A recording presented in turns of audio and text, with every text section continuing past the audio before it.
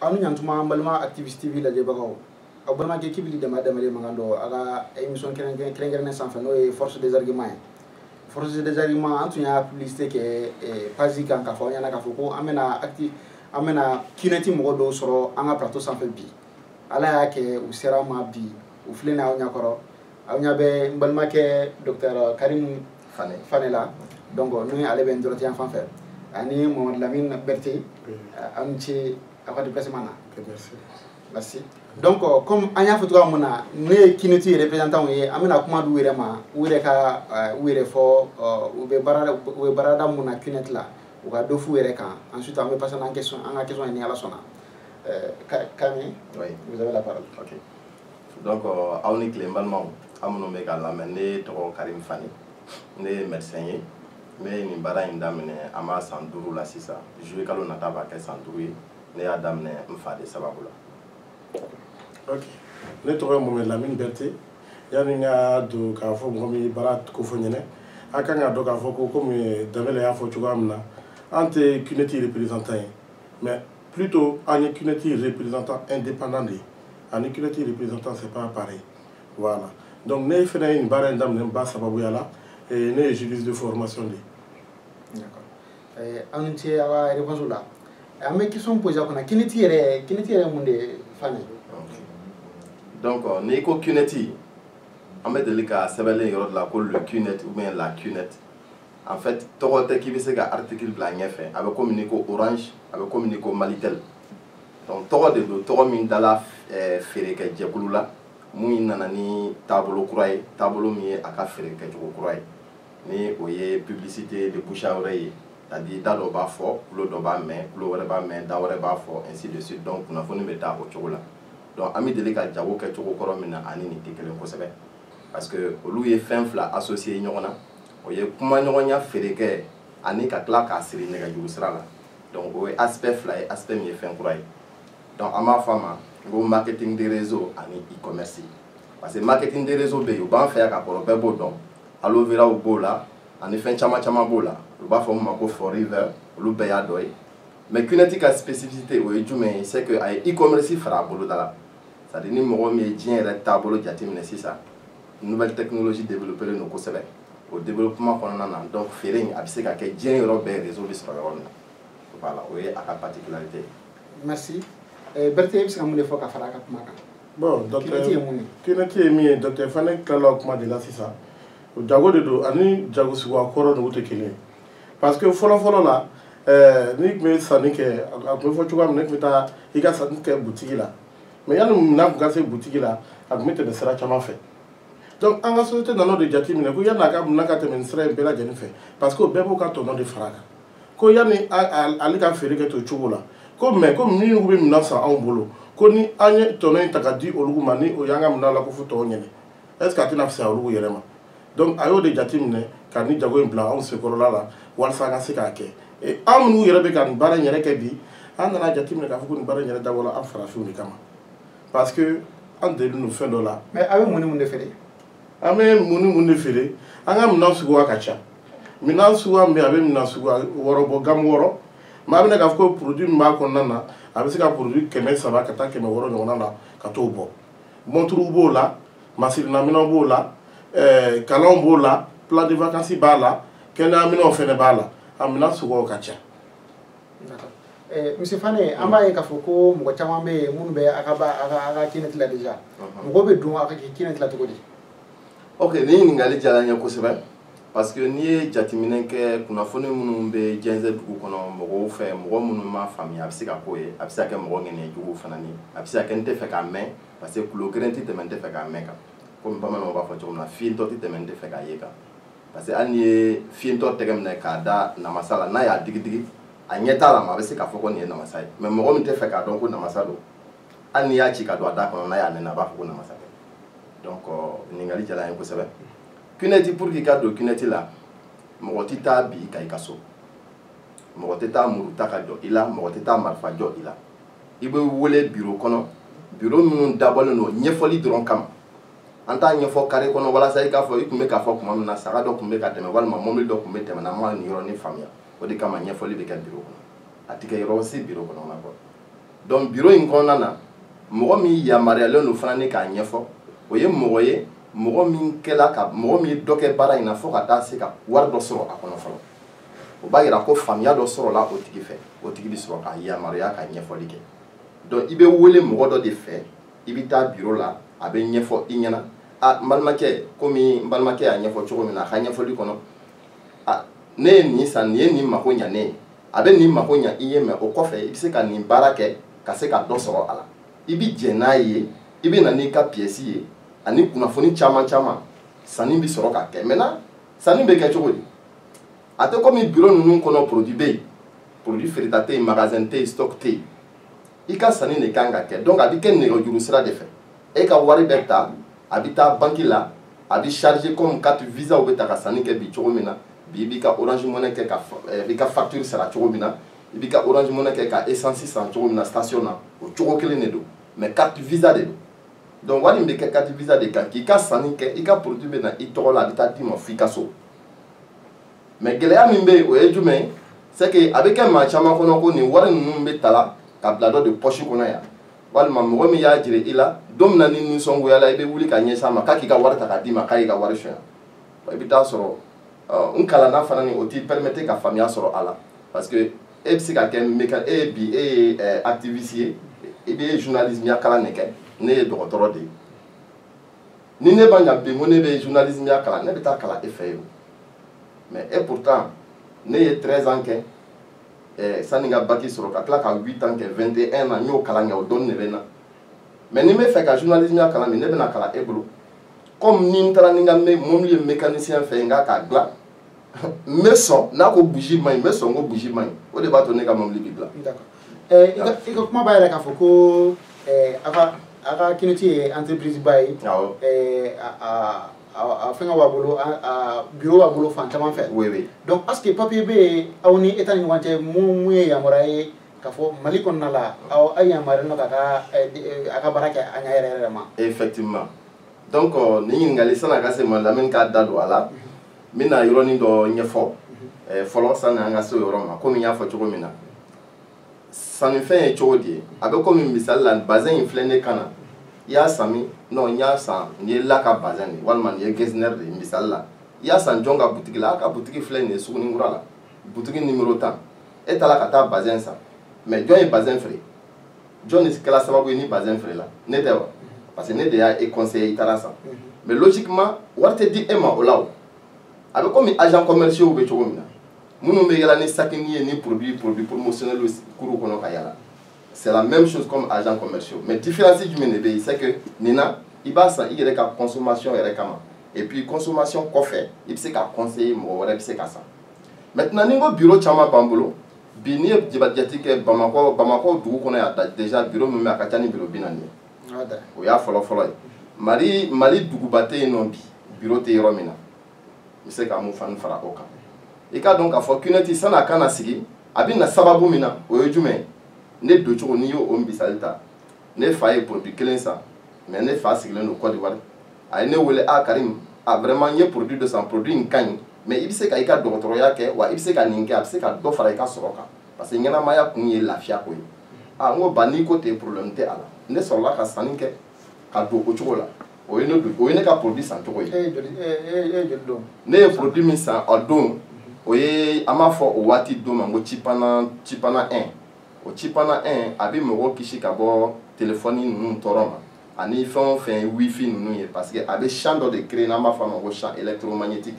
à la longue a bɛ kojuguba de kɛ mɔgɔ ka neurones na neurones ye cellule de nerfs de c'est à dire minnu bɛ fasa sigi ɲɔgɔn kan an b'a fɔ a fitinin a atome lama ma ko neurone donc à la longue a bɛ se ka cancer bila mɔgɔ la. mais e kelen k'o produit san o produit dira e ma. o produit dila ne ma ne y'o don n kan na o tun ye ne ta ye ne fana y'a ko fɔ n teri dɔ ɲɛna ani n muso ɲɛna o fana ni dɔ la o fana y'u ta san olu fana dɔ la o cogo la. donc olu don o don a la olu fana ka bonus dɔ bɛ d'e ma. ni olu sanni o sanni bɛ kɛ ne sababu la o jɛkulu kelen kɔnɔ ne bɛ sɔrɔ dɔ kɛ o kan wa mɔgɔ o mɔgɔ bɛ don fana olu fana b'u sɔrɔ dɔ kɛ mɔgɔ minnu bɛ don olu fana bolo la o cogo la parce que sanni de bɛ kɛ i ka consommation kama i t'a san k'i bɛ taa feere a danfara jago danfara ni de filɛ o ye bon a bɛ ɲɛfɔ ka ɲɛfɔ e ɲɛna cogo min na nin fana bɛ miniti 40 de bɛ ta k'a ɲɛfɔ mɔgɔ ɲɛna biro la baliku faut qu'il ka san 18 sɔrɔ fɔlɔ an tɛ jɛn n'a ye mɔgɔ ka sanni kɛ mɔgɔ min ma balikuya donc n'i ye san 18 sɔrɔ i bɛ se ka cuneti kɛ a banna. An bɛ kuma di monsieur Berté ma. Berté an b'a dɔn k'a fɔ ko les documents. Voilà donc an b'a dɔn k'a fɔ ko aw sigilen don Mali fan 14 bɛɛ lajɛlen na sisan est-ce que document bɛ yen ou bien yamaruya sɛbɛn b'aw bolo minnu b'a yira k'a fɔ ko Mali État ye yamaruya sɛbɛn ta minnu b'a yira k'a kan ka baara kɛ Mali la. Effectivement i ka ɲininkali fana ɲɛna tuguni parce que i kan ka min faamuya déjà n'i ye Mali journal officiel ta k'a lajɛ article chapitre 3 donc a bɛna ye k'a fɔ ko o bɛ kuma feereli ka nɛgɛjuru sira kan ni min ye e-commerce ye et a sɛbɛn nɔ kan c'est une activité libre et légale ok donc kɔrɔ b'a yira déjà k'a fɔ ko baara min don ko nɔgɔ t'a la mais libre et légal sisan a baara in bɛ kɛ min ye c'est-à-dire que bi an ɲɛ b'a la ko bureau b'an bolo yɔrɔ bɛɛ mais bureau ninnu a kan k'a faamuya k'a fɔ ko bureau ninnu bɛ yen yɔrɔ min na an bɛ baara yira kɛ mɔgɔw la ale ni en même temps ka mɔgɔw former n'o ye baara in daminɛ walasa u ka se ka faamuyali sɔrɔ baara in tagabolo kan k'u ka se ka évoluer donc o bɛɛ lajɛlen bɛ an bolokɔrɔla la mais yanni yɛrɛ déjà a ka sɛbɛn journal officiel kɔnɔ a bɛna k'a fɔ ko anw yɛrɛ tun ye démarche caman kɛ parce que ne san 5 de filɛ nin baara in kɔnɔ n ye démarche caman kɛ donc an t'an tɛmɛna chambre du commerce fɛ an taara direction nationale du commerce et de la concurrence la an taara an yɛrɛ ko fɔ nin yɔrɔ ninnu bɛɛ lajɛlen na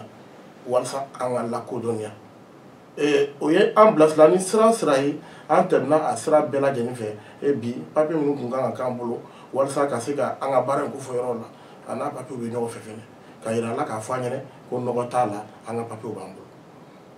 D'accord pour que ka se k'o kuma o sɔn ji la kosɛbɛ aw ka dɔn k'a fɔ bi Mali garijɛgɛ bonyana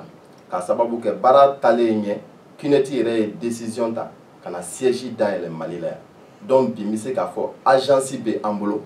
agent dɔ bɛ an bolo malien de don CUNET ka lasigiden de don parce que an ye ni CUNET ye partenariat de la an tɛ CUNET représenté en tant que tel an bɛ an yɛrɛ de représenté voilà mais ale de ye CUNET ka représentant ye o siège bɛ yen a ka document bɛ yen ni o y'a ka numéro d'identification fiscale o bɛ yen o contrat d'agence fana nin bɛ ani CUNET cɛ a ka impôt sara o kunnafoni o bɛɛ bɛ yen produit fɛn o fɛn bɛ don Mali kɔnɔ a bɛ na DHL de fɛ a bɛ tɛmɛ aéroport de fɛ a bɛɛ tout bɛ dédouané foyi tɛ yen k'o tɛ dédouané voilà donc documentation fanfɛla la problème foyi tɛ yen. D'accord. Voilà. Bon documentation fanfɛla la monsieur Fane a yɛrɛ k'a fɔ ko problème foyi tɛ yen mais an ka publication ka réseau sanfɛ an y'a ye k'a fɔ mɔgɔ o mɔgɔ ni mɔgɔ camanba de bɛ yen minnu réagira an ka publication kan minnu b'a yɛrɛ k'a fɔ CUNET mɔgɔ ye gosilikɛlaw ye a bɛ se ka mun de fɔ olu ka kumaw la. Voilà komi i ni ce ni ɲininkali diyara n ye kosɛbɛ an bɛna exemple dɔ di aw ma o kɛra Fana a kɛra Fana décembre kalo la bon en tout cas journaliste don wa diplôme b'a bolo wa diplôme t'a bolo n t'o dɔn mais a kɔni bɛ kuma radio so la parce que Mali radio so kumana bɛɛ tɛ journaliste ye jagoya la n'i bɛ se kuma na dɔrɔn radio dɔ bɛ dayɛlɛ i bɛ kuma o la bon a ye investigation kɛ yɔrɔ min na n kɔni t'a dɔn mais a wulila ni kunnafoni ye kunnafoni minnu tun ka bon hakili ma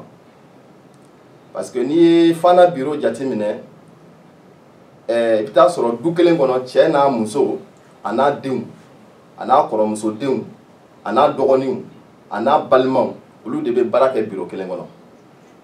mais u y'a don Fanakaw kunkolo la k'a fɔ ko o bureau k'o ye manamanako kɛ yɔrɔw de ye wallahi u taara fo ka taa fɔ ko lawaji bɛ feere o bureau kɔnɔ ko julangolo filimu bɛ bɔ o bureau kɔnɔ donc mɔgɔ min kunnafoni ya ka kunnafoni fɔlɔ lamɛnta kɛra k'a fɔ CUNET kɛbagaw ka kɛwale ye nin ye o hakilina bɛ kɛ mun ye CUNET kan ba ye donc o sera ka mɔgɔw lasu o cogo de la ka mɔgɔw wuli ka mɔgɔw bila tagama dɔ la mɔgɔ minnu tagamana baarakɛla in kelen si t'a la parce que tiɲɛ ye jumɛn ye c'est que mɔgɔ min bɛ na fara i kan ka nin baara kɛ i dɔ de don a tɛ sɔn ka nin kɛ i la bon an y'a ɲini k'a kuma ɲɔgɔn ɲa an ye droit de réponse ɲini an taara ka taa ɲɛfɔ komi a kan ka kɛ cogo min na ka taa ni papier bɛɛ ye an bolo k'a ni silamɛya tɛ daga an ni alimami dɔ taara ka taa ɲɛfɔli kɛ ko ani sariya tɛ daga an ni juge dɔ taara ka taa ɲɛfɔli kɛ en tout cas an taara ni misali caman ye k'a jira a la mais droit de réponse kɔfɛ a ko anw ma paparapa ko an y'a mɛn a ka papier bɛɛ b'a bolo mais anw de ko n k'a tɛ kɛ yan bon ne hakili la an bɛ sariya jamana kɔnɔ maa si man k'i sago kɛ sariyatigɛla bɛ yen ni kuma sera sariyatigɛla ma sariyatigɛla bɛ kuma tigɛ donc u y'an ka mɔgɔ dɔw minɛ k'a sababu kɛ a tun ye mɔgɔw futinɛ ka se hakɛ la mais alhamdulilayi bi faamuya sera ka don fana bi sariyatigɛla min bɛ yen an b'an profiter k'a fɔ kosɛbɛ ni o ye an ka JPC à la personne de Fofana en tout cas an bɛ foliba d'a ma parce que an sera ka liberté provisoire sɔrɔ an ka mɔgɔw bɔra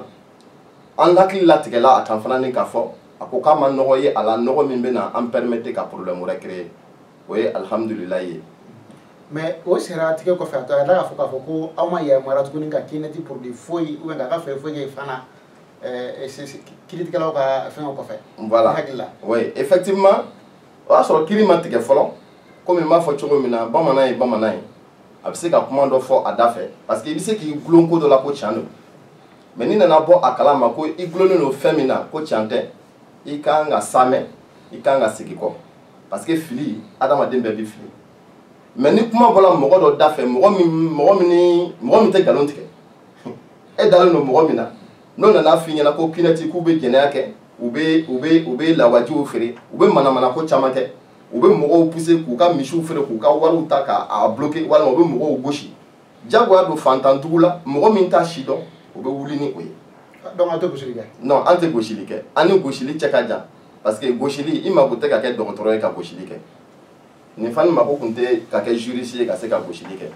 an lamɔna du kɔnɔ du minnu ladamu bɛ a kɔnɔ du minnu mara bɛ a kɔnɔ gosilikɛlaw bɛ yen an ye mɔgɔ caman ye ka kuma fɔ k'a fɔ ko une fois que i y'i ka wari ta ka aw ka minɛn dɔw san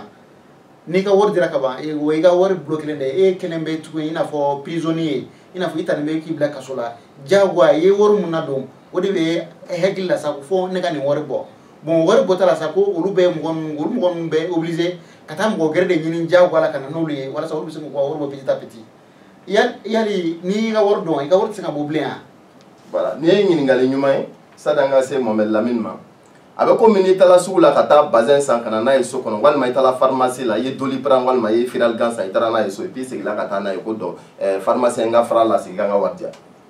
parce que komi an ye processus d'achat ɲɛfɔ cogo min na c'est pourquoi an y'a ɲɛfɔ kabi a daminɛ na parce que an bɛ nin bɛɛ de ɲɛfɔ mɔgɔ ɲɛna n'i taara bureau la i ka sanni kɛtɔla a bɛ ɲɛfɔ i ɲɛna karisa n'i ka sanni kɛla i ka produit bɛ na d'i ma n'i ka produit nana d'i ma i ka wari tɛ se ka sɔrɔ mun na parce que i ye produit dɔ de san i jɛnna n'a ye wa awɔ donc i bolo nɔ da yan papier bi d'a ma a b'a bolo nɔ da papier la mais problème ye mun ye c'est que i bɛ taa sɔrɔ a bɛ taa balima dɔ de sɔrɔ so kɔnɔ u b'a fɔ k'ale bɛ ko bɛɛ si dɔn u b'a fɔ non i ka wari bɛ sɔrɔ a b'u bolo an ka taa donc o ye problème wulilen ye sa sinon en réalité n'i ye produit san i ye produit san i ka consommation de kama et puis i kan ka bonya i kan ka lamɔ jɛkulu dɔ de kɔnɔ c'est pourquoi bureau in bɛ yen parce que kɛnɛmana la i bɛ kunnafoni caman mɛn kunnafoni min b'i hakili sɛgɛn misali la k'i ka wari bloqué la i ka wari tɛ bloqué parce que n'i ye a sanni kɛ chaque fois que san o san i b'i ka contrat renouveler parce que i ka contrat bɛ renouveler ni kinɛti à chaque fois chaque année chaque fois k'i bɛ contrat in renouveler i ka sara bɛ se ka continuer n bɛna exemple fɔlɔ min d'i ma wari caman bɛ se ka sɔrɔ a la a supposé k'i ye san 3 kɛ i ma nin baara kɛ a san 4nan n'i y'a daminɛ ka kɛ kinɛti bɛ sarali ka bɔ donc i ka wari tɛ se ka bloqué cogo si la et puis i bɛ se ka sɔrɔ kɛ nin na sɔrɔ min ka ca ni dɔgɔtɔrɔ ta ye parce que n'i ye ne ye k'a kɛ bɛ se parce que sara ma la ka ca ni dɔgɔtɔrɔ ta ye ka da ka segin parce que an bɛ se ka dɔgɔtɔrɔ a tɛ se ka fɔ ka ban yɛrɛ mais problème ye jumɛn ye mais dɔgɔtɔrɔ ye san 21 de kɛ ka kalan kɛ ni dɔgɔtɔrɔ ye san 21 kɛ ka kalan kɛ n'a ka ca ni dɔgɔtɔrɔ ta ye i hakili jagabɔ ban ye ça veut dire que a tɛ se ka kɛ pawu ni bɔrɔkɔnɔbila ye a mako bɛ muɲu dɔ la a mako bɛ kalan dɔ la a mako bɛ ladamu dɔ la a mako bɛ taabolo dɔ la walasa a ka se ka ɲɛ i bolo mais ni jogo dɔ nana ka na nin baara in daminɛ parce que maa caman ta y'o ye a bɛ k'u kɔnɔ ko kulonkɛyɔrɔ don a bɛ k'u kɔnɔ ko c'est à dire salibatɔw ka baarakɛta don a bɛ k'u kɔnɔ ko l'argent facile c'est à dire wari sɔrɔli nɔgɔya sira kan k'o de don non baara de bɛ kɛ ni jogo o jogo nana ko ni ɲɛnamaya tɛ se ka taa parce que an bɛ baara kɛ ni mɔgɔw de ye n'i m'o jogo bila i tɛ se ka ɲɛ nin baara in kɔnɔ. Fane bɛ k'a fɔ ko baara de bɛ kɛ alors que an ye mɔgɔ caman fana ye minnu b'a fɔ tuguni k'a fɔ ko kinɛti ye wari telima ani wari nɔgɔma sɔrɔ yɔrɔ ye donc mɔgɔ minnu tɛ se baara la mɔgɔ minnu ni baara kolo gɛlɛn man d'u ye donc ko olu bɛ taa olu de bɛ sɔrɔ a ko la kosɛbɛ Berete bɛ se ka mun de fɔ o kan. Ok Donc k'a fɔ ko Kineti ye baara teliman wari nɔgɔman sɔrɔ yɔrɔ de don ne tɛna a aborder o sens kan parce que baara de bɛ kɛ bureau kɔnɔ komi a fɔla cogoya min na n bɛna misaliya ta nin ye aw ka baara yɔrɔ ye walasa mɔgɔw ka aw lakodɔn mɔgɔw k'a fɔ ko activité TV ka ɲi il va falloir que to a kuma bɛɛ a ka émission de kɛ walasa ka mɔgɔw kunnafoniya mais ni aw tɛ émission kɛ est ce que mɔgɔw b'a ka site lajɛ mɔgɔ t'a ka site lajɛ est ce que a bɛ nafa sɔrɔ a la nafa foyi t'a la donc an ka baara in fana bɛ to o cogo de la c'est à dire que n'i y'i ka sanni kɛ don kama i ka produit dila i ma c'est vrai i ka produit b'i bolo mais walasa i ka se ka sara sisan c'est à dire que il va falloir que i ka former fɔlɔ n'i formera don min na ka ban a bɛ ɲini fɛ de ko i fana ka na ni i ka kanumamɔgɔw ye mɔgɔ minnu ka hɛrɛ ka di ye walasa fana ka na baara in kɛ ni ye donc n'olu donna waati min na baara in kɔnɔna na donc n'i ka jɛkulu commencera ka évoluer o waati de kɔnɔ i bɛ commencer ka sara mais en tant que i ma se k'a condition ninnu dafa sara t'i ye. i ka condition jumɛn n'a ta. a condition walasa i ka se ka sara a condition fɔlɔ-fɔlɔ ye mun ye i ka sanni ka kɛ fɔlɔ n'i ka sanni kɛ a fɔra i ɲɛna k'i ka na n'i ka ladirimɔgɔw ye baara in kɔnɔna na i k'a ko minɛnw ko fɔ mɔgɔw ɲɛna i sababuya la minɛnw ka feere donc ni e sababuya la société ka minɛnw bɛ ka feere hakɛ dɔ de bɛ yen ni société nana o jate minɛ i numan bolo ni kini bolo kan ale b'i sɔrɔ sababuya la mais n'i m'o hakɛ atteint sara t'i ye donc faut que o yɔrɔ fana ka faamuya. donc ni sara t'i ye i ye wari mun don ka ban o fana t'i ta ye bilen. i ye wari min don k'a fɔ k'i ta tɔ o t'a la i ye minɛ produit dɔ san i ka produit b'i bolo donc ni produit b'i bolo sisan et que maintenant i bɛ fɛ ka sisan i ye wari min don baara in na k'a wari lasɔrɔ donc condition min b'u fɔra f'i ka tɛmɛ o siraw de fɛ. ne bɛ se ka mun fara o kan en fait jago de don jinɛmoriya tɛ placement d'argent tɛ système de pyramidal tɛ parce que o fana nin bɛ yen o ye Badialo ka pari ye maliyɛn bɛɛ bɛ mun dɔn Badialo ka pari i bɛ na ni mɔgɔ fila ye tike fila bɛ d'i ma i bɛ t'o di mɔgɔ fila wɛrɛ ma o tɛ i bɛ sanni kɛ i ka produit bɛ d'i ma i bɛ produit kofɔ mɔgɔ wɛrɛ ɲɛna o fana nin bɛ sanni kɛ maintenant Kineti bɛ sara ni wari jumɛn ye a bɛ e sara ni sanni min bɛ ka kɛ i ka jɛkulu kɔnɔ nin ye dɔrɔn a banna donc jate de y'o balimakɛ voilà parce que bazin feerela n'i taara bazin san i y'a don i sera ka i kɛra coxeur ye i ye mɔgɔ lase a ma a bɛ wari dɔ d'i ma n'i ma mɔgɔ lase a ma a tɛ fɛn d'i ma mais munna mɔgɔ caman bɛ coxeuriya kɛ a tɛ ɲɛ u bolo c'est parce que kalan min bɛ kɛ Kineti kɔnɔ o ɲɔgɔnna tɛ kɛ coxeuriya la o de kama espoir bɛ an bolo n ko don nataw la bi i bɛ jateminɛ kɛ Mali ni Mali kɔ kan bi Mali yɛrɛ ka réseau min donna Mali la a tɛ tɛmɛ san 5 kan an y'a maa fɔlɔ dɔw ye mɔgɔ dɔw y'a daminɛ ka kɔ an ye mais mɔgɔ dɔw y'a daminɛ ka kɔ an ye bi olu y'a dabila ko a ka gɛlɛn mais an y'a daminɛ o kɔfɛ bi an bɛ se k'u ta sara la donc u bɛ mun de ko fɔ garijɛgɛ tɛ o n dala la k'a fɔ ko n bɛ ɲɛ a kɔnɔ ani n nana jɛkulu min kɔnɔ jɛkulu in baara in yɛrɛ kanu bɛ n na n bɛ se k'a kɛ ani n nana fara mɔgɔ min kan an bɛɛ kɛra hakilina kelen ye o de kama bureau in bɛ yen donc bureau in bɛ yen kuma ɲɔgɔnya sira kan bureau bɛ yen hakili falen sira kan bureau bɛ yen ɲininkali ni ɲɛfɔli ni a bɛɛ kan bureau ninnu ye o de ye. Voilà. Monsieur Fane, a ka kuma b'a yɛrɛ k'a fɔ i ni Monsieur Berete ka kuma b'a yɛrɛ k'a fɔ ko Kineti ye sanni boloma ye sannikɛyɔrɔ ye mɔgɔw bɛ se ka lafiya sɔrɔ yɔrɔ min na kosɛbɛ mais aw yɛrɛ bolo sisan mun de la mɔgɔ minnu bɛ ka critiquer bi olu ma sɔn Kineti ye mun de la u bɛ ka Kineti lagosi bi. Bon a kun ka ca a bɛ komi n'i ko munna kira nana kisi ni nɛɛma b'a ma ka na diinɛ annoncer tuma min na munna a kɛlɛla idéal dɔ de kama a kɛlɛla hakilina dɔ de kama a bɛ se ka kɛ yeko ye a bɛ se ka kɛ dɔw yɛrɛ ka mɔgɔ sela u ma k'u ka a f'u ɲɛna k'a fɔ k'u kana kɛ wari ma sɔrɔ u bolo bon a bɛ se ka maloya lase u ma parce que i bɛ se ka mɔgɔ dɔ bila yɔrɔ dɔ la a bɛ kɛ kɔnɔ ko dɔw bɛ yen ko fɛn b'u kun i bɛ taa kuma f'u ɲɛna i bɛ taa sɔrɔ vraiment en réalité u b'a layidu ta mais u tɛna se k'a kɛ a bɛ se ka k'o ye mais adamaden buna adamaden sen fila n'i bɛ tagama jugu dɔ bɛ ye i la quoi an kɔni b'a bila o hukumu kɔnɔ parce que dalu foyi tɛ yen k'a fɔ a ye karisa nɛgɛ k'a ka wari lacɛn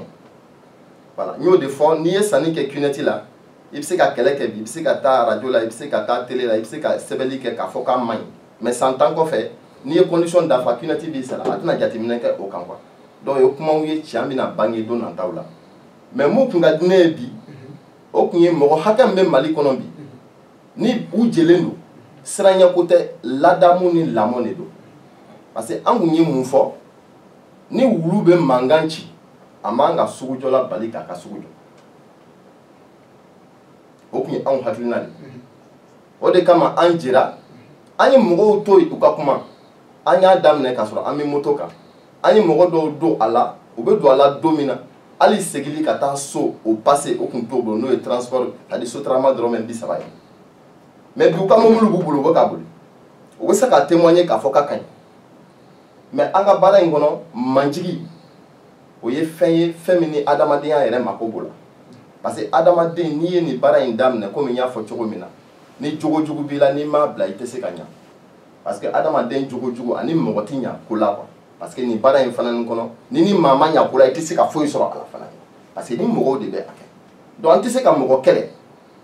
i bɛ se ka tɔgɔ jugu fɔ bi n tɛ se ka taa convocation tigɛ ka na d'i ma n ko karisa n b'i datugu parce que kuma jugu fɔ cuneti ma parce que e yɛrɛ ye cuneti kɛla dɔ ye don dɔ la peut être bi tɛ fɔlɔ parce que mɔgɔ min kan k'a fɔ e ɲɛna o ma se e ma fɔlɔ ji woyotɔla de don quoi n'i y'i pan cogo o cogo i bɛ tila ka tɔn a cɛman yɛrɛ. O bɛ tila ka s'i ma. D'accord donc i ka kuma kɔnɔna la i tun y'a fɔ ko bureau 40 ani kɔ bɛ Bamakɔ. bureau 40 kɔ bɛ Bamakɔ yan. donc o bureau 40 ni kɔ e bɛ se ka aw ka jate la a bɛ se k'a fɔ ko mɔgɔ joli de bɛ a la Bamakɔ na présentement. bon jɛkuluw ka ca parce que misali la n'i ye ɲininkali kɛ Mali la yan bi jɛkuluw ka ca réseau bɛ bɔ fan bɛɛ fɛ misali la Mali réseau fan dɔ bɔla Côte d'Ivoire Mali réseau fan dɔ bɔla Burkina Mali réseau fan dɔ bɔla Ghana ka tila ka sigi ka taa o dugu kelen ninnu na yen o ye misali ye misali la ne bi yan ne fa ye ne ladon ka ne to yan ne teri dɔw bɛ yen olu bɛ Côte d'Ivoire ne tilara k'olu wele olu dɔ la yen nɔ olu ka produit san bi olu bɛ ka wari sɔrɔ a la yan komi n sigiɲɔgɔn dɔw bɛ yan walima n teri dɔw bɛ yan olu fana bɛ ka hɛrɛ sɔrɔ a fana kɔnɔ yan bi n t'a ne bɛ k'o yɔrɔnin faamu. Kineti a bɛ sɔrɔ jamana joli kan bi na. Kineti bɛ sɔrɔ jamana joli kan bi pratiquement n bɛ se k'a fɔ ni Kineti yɛrɛ tɛ ɲini ka tila jamana bɛɛ lajɛlen na parce que pratiquement a bɛ jamana bɛɛ la bi Afrique de l'Ouest kɔni tɛ ou bien Afrique yɛrɛ tɛ a bɛ fan bɛɛ Kineti bɛ Afrique kɔnɔ yan Kineti bɛ Europe a bɔ Europe de a tun b'a jɔyɔrɔ de sɔrɔ Europe mais an bɛ yɔrɔ min na ko bi a bɛ k'i sin Europe parce que a donna Turquie a donna France a donna Italie a donna jamana caman. mais mun bɛ ka kɛ France est-ce que o ɲɔgɔnna de bɛ ka kɛ an fɛ yan Mali la. o kelen de don o baara yɛrɛ ka nɔgɔ olu bolo tuguni ni anw fɛ yan ye parce que tubabuw delilen don ka sanni kɛ nɛgɛjuru sira fɛ k'a sɔrɔ condition yɛrɛ t'a la o delilen don o la donc Kineti nana ni fɛlɛ don senkɔrɔ tuguni o commencera ka don fɛn na tuguni. n bɛna mun fara yɔrɔnin kan a daminɛ na Lamini yɛrɛ tun b'o la a kɛra ni i taara misali la ni i welela polisi la ko a fɔla ko i ye karisa ladon ko a bɛ fɛ ko a ka wari ka segin a ma n'i y'a fɔ dɔrɔn ko sanni kɛla internet kan commissaire yɛrɛ bɛ sin k'a fɔ walima inspecteur min bɛ sin ka bali k'a fɔ non nin kɔni nin ye namara ko ye juste parce que a fɔla ko sanni kɛla internet kan donc o ye gɛlɛya ye gɛlɛya min bɛ yen nɔ ni a y'an sɛgɛn kosɛbɛ parce que an ka taabolo tɛ sanni kɛli cogo ye i bɛ se k'i to Mali la yan i sigilen to yan i ye samara dɔ i bɛ fɛ k'a san i bɛ sin k'a lancer dɔrɔn samara bɛ n'i sɔrɔ yan i bɛ wari di k'a sɔrɔ i ma wuli ka taa sugu la o bɛ kɛ wa o fana bɛ nalen Mali la yan donc an bɛ se ka mun fɔ ka gɛlɛya bi o ye mɔgɔw k'a faamuya k'a fɔ u k'a ɲɛɲini ka sidɔn u k'u ta mɔgɔw ka langaletaw ma dɔw bɛ taa juste curiosité la ka taa sigi bureau la k'a lajɛ a bɛ ka kɛ cogo min na u t'a lamɛn ni faamuya hakili ye u bɛ bɔ n'u hakilina ye ka taa o fana fɔ donc intoxication bɛ ka caya ka taa c'est pas parce que mɔgɔw bɛ ka siran bi maliyɛn baden de bɛ yen nɔ bi maliyɛn min bɛ ka kɛ Mali kɔnɔ yan a ka ca ni mɔgɔ 10,000 ye c'est plus de 10 000 personnes minnu bɛ ka nin baara in kɛ bi wa mɔgɔ minnu bɛ ka balo a la minnu bɛ ka baara kɛ à plein temps a ka ca ni 3 000 personnes ye bi donc je pense que an balima maliyɛn dɔw de bɛ ka kɛ donc sani an ka flèche ta ka turuturu o la an ka ɲɛɲini ka sidɔn parce que Mali ka nafa bɛ a la nafa ye jumɛn ye c'est que maliyɛn ka ca jamana tɔw la bi o maliyɛn tɔw donnen don u balimaw bolo la yan u bɛ ka jamana wɛrɛ mɔgɔw don a la mais an yɛrɛ ka mɔgɔw bɛ ka muruturu an na yan donc o ye fɛn ye fɛn min ka gɛlɛn kosɛbɛ. d'accord monsieur Berté aw yɛrɛ bolo bi gɛlɛya kelen-kelen jumɛn de b'aw yɛrɛ da la bi Kineti ko la. bon gɛlɛya kelen-kelen min b'an bolo bi Kineti ko la u bɛ se k'a fɔ ko mɔgɔw ka faamuyabaliya de don maintenant hali bi u m'a faamuya mais min kun ka di ne ye bɛɛ ka wuli ka a sɛgɛrɛ k'a dɔn Kenneth ye baara min ye parce que mun kɔsɔn n b'a fɔ ko bɛɛ ka wuli k'a sɛgɛrɛ parce que fili dɔ bɛ yen a b'an sɔrɔ mais ni k'i tɛ bɔ fili kɔnɔ de ye kojugu ye waati dɔ la Orange mɔgɔw nana waati min Malitel bɛ na don min na Mali kɔnɔ yan bɛɛ ko an tɛ Malitel san an t'a kɛ an tɛ téléphone san a fɔla Orange nana kɛlaw kelen an nana na Malitel man ma wuli k'a kɛlɛ kɛ Malitel bɛɛ y'a kɛlɛ kɛ an nana se Ravec ma Ravec fɛnɛ nana Maliyɛnw banna ko t'o yɛrɛ recensé mais bi Mali kɔnɔ i bɛ se ka mun de kɛ n'a sɔrɔ i ka Ravec t'i bolo i tɛ se ka foyi kɛ k'a yira la k'a fɔ ɲɛna ko Kenneth n'i m'a kɛ bi don dɔ la sini kɔni i bɛna k'a fɔ ko a bɛna k'i ma jagoya cogoya dɔ la parce que ni i balima i fa donna la ou bien ba donna la i muso donna la donc n'i y'a ye k'a fɔ k'o bɛ ka kɛ a bɛ ka ca ala fɛ i bɛ tugu o kɔ donc k'a yira k'a fɔ fɛn de don a bɛna imposer a ma parce que Kenneth yɛrɛ nana gɛlɛya kɛlɛli de kama a nana gɛlɛya kɛlɛli de kama parce que an ka fondation dɔ bɛ yen n'an k'a ma ko RITM raise yourself to help mankind i ka adamadenya kɔrɔta k'a se ka dunuya dɛmɛ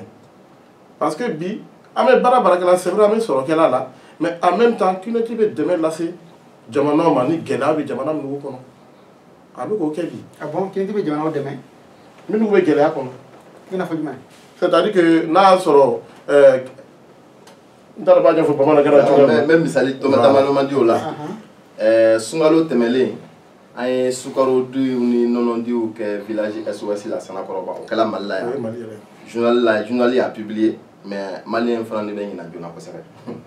ok lancement kɛla ya san 2015 a kɛla hôtel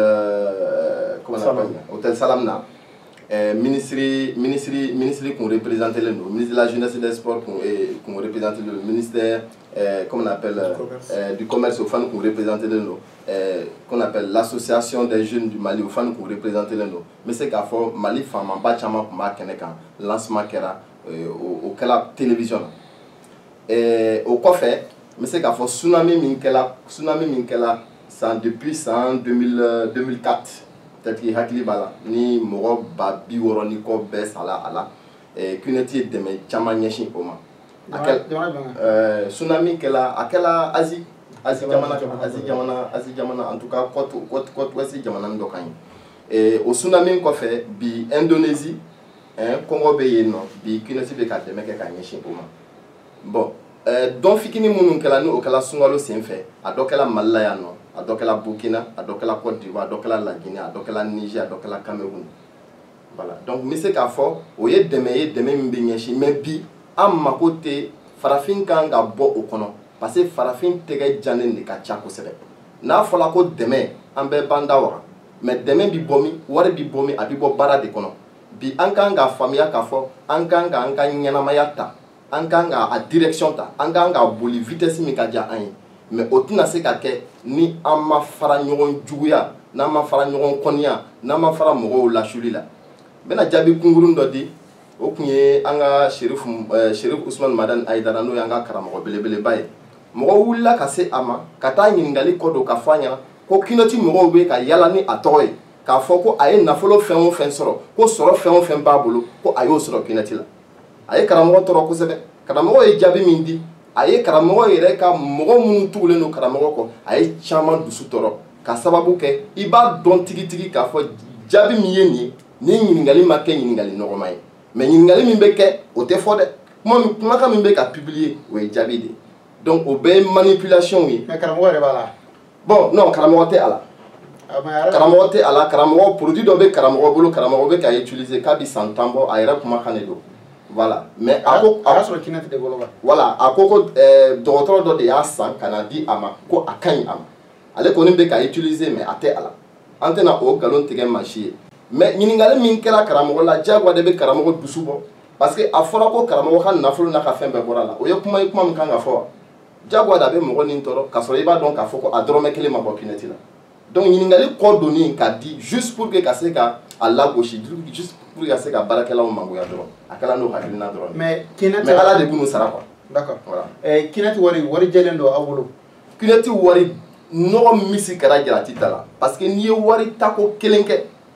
Kenneth kɛla si tɛ taa wari distribuer kɔɲɔkɛyɔrɔ la i b'a jateminɛ Kinetikɛla si tɛ taa wari tiɲɛ parce que a sɔrɔli a bɛ ta yɔrɔ min na a bɛ ta ni arajo kumakan ninnu kɔrɔ a bɛ ta ni télé kumakan ninnu kɔrɔ a bɛ ta fadenw ka kumakan juguw kɔrɔ a bɛ ta fadenjugu ka kumakan juguw kɔrɔ n'i y'o wari sɔrɔ i b'a dɔn i y'a bɔ wo min na donc i tɛ sɔn ka dun ten. An tun kumana an ka karamɔgɔ ta kan a donna k'a fɔ ko an ka député dɔ fana bɛ yen n'o ye Thiam ye honorable Thiam ye ale fana tɔgɔ tun bɛ ka fɔ Kineti ko la yala ale fana b'a la n'est-ce pas? Bon député Thiam tɛ Kineti la député Thiam waati min na Kineti bɛna don Mali kɔnɔ donc walasa ka fabagaw lasɔrɔ donc Kineti kun tɛmɛna ale ka structure dɔ de fɛ n'an b'a fɔ o ma ko DMC walasa ka se ka autorités lasɔrɔ ka se ka autorisation sɔrɔ walasa ka se ka baara kɛ. Donc olu de ye sira nɔgɔya aw bolo olu de ye sira d'aw ma walasa ka se autorités ma voilà kɛra to cogo de la. D'accord. Foyi t'i bolo ka fara o yɔrɔ kan. Oui voilà donc n bɛ se ka mun fara o kan dɔrɔn parce que Kineti sɛgɛlen don ni mɔgɔ min k'a bɛ politique mɔgɔ dɔ attaquer a bɛ Kineti attaquer komi maa caman kɛlen don k'a don dɔw kunna k'a fɔ ko fɛnjugu don donc mɔgɔ min nana ni fɛnjugu o kan ka kɛlɛ en tout cas u yɛrɛ b'a fɔ cogo min na i mago tɛ ji nɔgɔlen walima ji sanuman na k'i ka tasuma faga mɔgɔ min bɛ k'i tɔɔrɔ n'i bɛ fɛ k'a dajɛ i b'a kɛlɛ cogo min na i b'a kɛlɛ ten donc Kineti ka sɛgɛn dɔw ye hali Fanata fana nin bɛ opposition kelen na parce que n'i y'a jateminɛ kɛ c'est à dire a kow politique kow ka ca la parce que an bɛ se ka misali min di yen nɔ fana ni c'est que mɔgɔ dɔw sera ka so jɔ mɔgɔ dɔw kun bɛ taa lɔgɔ ci ka na lɔgɔ feere bi u bɛ ka boli mobili dɔ kɔnɔ fana. Alhamdulillah. Donc o ye Kineti sababu ye han mais o kɛlen kɔfɛ dɔw tilala k'a fɔ k'o ye mɔgɔw ka wari faralen ye ɲɔgɔn kan de ye k'o tala ka mobili san mɔgɔ fɛ mɔgɔ min tɛ se a tɔgɔ yɛrɛ sɛbɛn cogo la donc i mako tɛ kalan na kalan tɛ quoi baliku n'i donna i bɛ baliku kalan min kɛ o de bɛ faamuya min d'i ma o de b'i permettre k'i fana ka kɛ. D'accord mais sisan o mɔgɔ min don ko mɔgɔw ka wari faralen don ɲɔgɔn kan ni ne ye sanni kɛ ne ka matériel bɛ n bolo ka ban ne nana ni mɔgɔ gɛrɛ ye ka na ni mɔgɔ 2 ye ka na ni mɔgɔ 3 ye olu bɛɛ nalen kɔfɛ ne ka pourcentage dɔɔni bɛ olu ta kan mais n'o mɔgɔ ninnu ni olu ma se ka na ni mɔgɔ ye et que olu dusumangoyalen bɔra Kineti kɔnɔna la est-ce que ne ma olu ka wari dɔw fara ɲɔgɔn kan ka n ka hɛrɛ kɛ n'o ye. Voilà bon o ɲininkali a bɛ dépend i b'a définir cogo min na n'i y'a définir k'a fɔ ko e ye wari ta k'a di karisa de ma wari bɛ karisa bolo c'est que karisa de ye i ka wari tiɲɛ mais ne kɔni fɛ i ma wari di karisa ma i y'i ka sanni de kɛ et puis a ɲɛfɔra i ɲɛna i jɛnna ni a ye k'a fɔ n bɛna kɛ n'i ye nin condition dafa i bɛ sara condition ma dafa fɔlɔ o t'a yira ko condition tɛna dafa o parce que i bɛ jɛkulu dɔ de kɔnɔ jɛkulu min bɛ n'i dɛmɛ minnu bɛ n'i lakana minnu bɛna kalan d'i ma minnu bɛna siraw don i kɔrɔ sira minnu bɛ n'i permettre i fana bɛna produit 2 feere n'o ye Kineti ka produit 2 ye donc n'i y'o feere don o don i b'i ka sɔrɔ kɛ. Merci an ka kulu min ka se cɛncɛn kan an bɛ kuma laban di monsieur Berté ma ale ka taa fɔ an ɲɛna. Ok i ni ce donc yala n ka kuma in laban c'est vrai tɔgɔ caman fɔla Kineti ma mais ne bɛ se ka min fɔ bi a kan ka dɔn k'a fɔ Kineti ye baara min baara jɛlen de don et société min don société jɛlen de don et a bɛ na ye k'a fɔ ko bi n'an taara farajɛ jamana kan bɛɛ bɛ Manchester City dɔn bi ballon tan équipe dɔ de don mɔgɔ mɔgɔ bɛ ballon tan lajɛ Manchester City bi Kineti dɔw ka partenaire officiel de n'a y'a sɔrɔ Kineti ye ko ye komi ni nɔgɔ b'a la ni escroquerie société de don est-ce que Manchester City n'o bɛ kɛ partenaire ye o ye kelen ye filanan a kan ka faamuya tuguni k'a fɔ ko bi an bɛ don min na ko bi tuguni Kineti kɛ bɛ ka partenariat signé ni CAF ye Confédération africaine de football donc à partir de 2019 a mana kɛ Coupe d'Afrique ye o a mana kɛ Ligue des champions ye o a mana kɛ Coupe de confédération ye o Kineti est le sponsor numéro 1 Kineti de ye a bɛɛ lajɛlen ka sponsor ye o ye 2 ye sabanan k'a yira la k'a fɔ tuguni ko Kineti ye ko jɛlen ye le champion du monde en taekwondo peut-être malien bɛɛ t'a dɔn mais mɔgɔ caman b'a dɔn mɔgɔ minnu bɛ sport la kɛ Cheikh Cissé Sala ivoirien de don ale de ye champion olympique ye en même temps champion du monde en taekwondo bi c'est Kineti de fana ale fana ka sponsor officiel ye.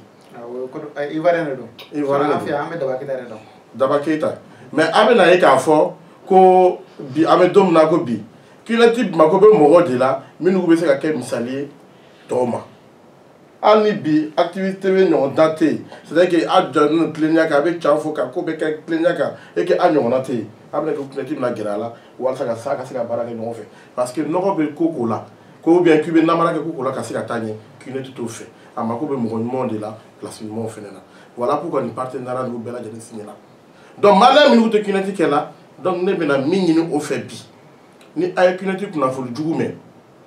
a ye wuli ka taa bureau dɔ la a ka taa sɛgɛrɛ CUNET ye mun ye minnu taalen ni sigi so kɔnɔ ko a tɛ marché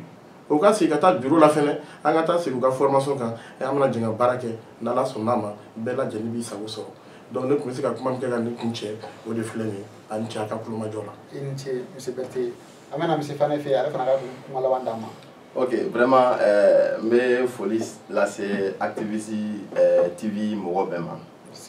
En tout cas nisɔndiyalen nana yan bi et je suis sûr que nimisi wasa bɛ yen n b'a dɔn fana ni k'a fɔ ni publication min bɛna taa bi Activist TV ka page kan a bɛna kɛ sababu ye ka maa caman kunnafoniya. CUNET daminɛna san 1998 nin y'a san 20 a taara yɔrɔ o yɔrɔ la c'est à dire que mɔgɔ minnu ko ani diinɛ ti bɛn mɔgɔ minnu ko k'a bɛna mɔgɔw fandan yan u y'a kɛlɛw kɛ u y'a publier page kan a bɛ Google ka fan bɛɛ fɛ mais mɔgɔw bɛ minnu ye o kumaw fɔ bi minnu bɛ ka CUNET kɛ donc o bɛ ko dɔ de kofɔ o b'a jira de k'a fɔ a daminɛ na a ti faamuya mais a bɛna faamuya bi n'i y'a ye san 5 kɔfɛ anw sɔnna ka to a kɔnɔ san 5 kɔfɛ hali bi an bɛ ka kɛ san 5 kɔfɛ a bɛ k'an ka duw balo a kɛla sababu ye ka maa caman fana ka ɲɛnamaya yɛlɛma hali ni bi u tɛna kuma komi tɔw bɛ ka kuma cogo min na mais an k'a dɔn k'a fɔ a nana anw dɛmɛ de ma nin ye maliyɛnw ta de ye fɔlɔ-fɔlɔ ye parce que jamana si tɛ diɲɛ kɔnɔ k'a mɔgɔw bɛ bɔ ka maliyɛnw bɔ a ye sabali a k'aw bolo da aw dusu la n'i ma se k'a kɛ i datugu i ta kɛ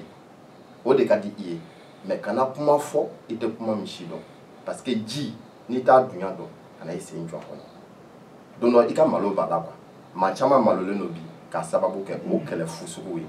donc o kun ka di ne ye k'a fɔ n balimaw ɲɛna bi u k'a ɲini k'a si dɔn o kɛlɛ ninnu a bɛɛ banna i taara Facebook kan i taara Zimbabwe i taara Rwanda i taara Kenya en tout cas i bɛ taa sɔrɔ a daminɛ na kɛlɛ ninnu caman kɛra mais bi kɛlɛ banna faamuya sɔrɔla an bɛ ka taa Paul Kagame ye denmisɛnnin 300 de tɔgɔ sɛbɛn a ka jamana kɔnɔ est-ce que mɔgɔ delila k'o fɔ aw ɲɛna fɔlɔ non a ma deli kɔnɔ voilà CUNET nalen Paul Kagame denmisɛnnin 300 de tɔgɔ sɛbɛn CUNET la